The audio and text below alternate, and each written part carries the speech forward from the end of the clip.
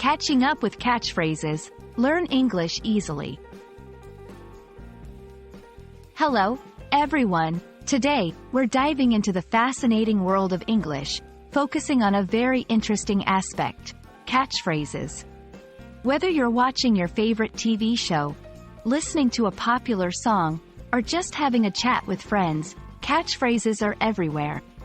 Let's explore what they are, how they're used, and why they're so important in everyday English. A catchphrase is a short, memorable phrase or sentence that gains popularity, often because it's catchy or sums up an idea or feeling perfectly.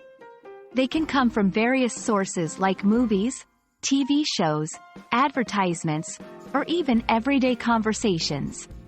The key features of a catchphrase are its repetitiveness and popularity.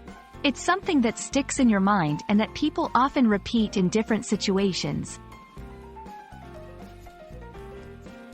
Let's look at some examples. Think about phrases like, "Just do it," from Nike, or "I'll be back," from the movie Terminator. These are catchphrases that have become widely recognized. In English-speaking cultures, such phrases are often used in a humorous or nostalgic way, to reference popular culture or make a point in conversation. Catchphrases are important because they give us insight into popular culture and social trends.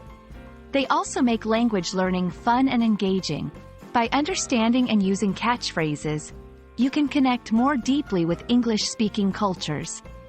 Plus, they can be a great tool for practicing pronunciation and intonation, as they're often said in a specific, memorable way. Using catchphrases in conversations can make your speech sound more natural and fluent. But it's important to know the context in which a catchphrase is typically used.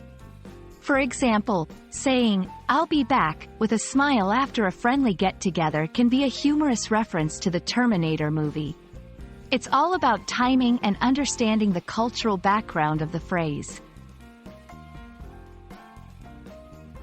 So, there you have it, a quick tour through the world of catchphrases in the English language. I hope this video helps you understand and enjoy English even more.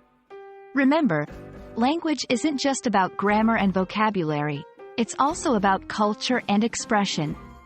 Keep practicing, and don't forget to have fun with it. See you in the next video.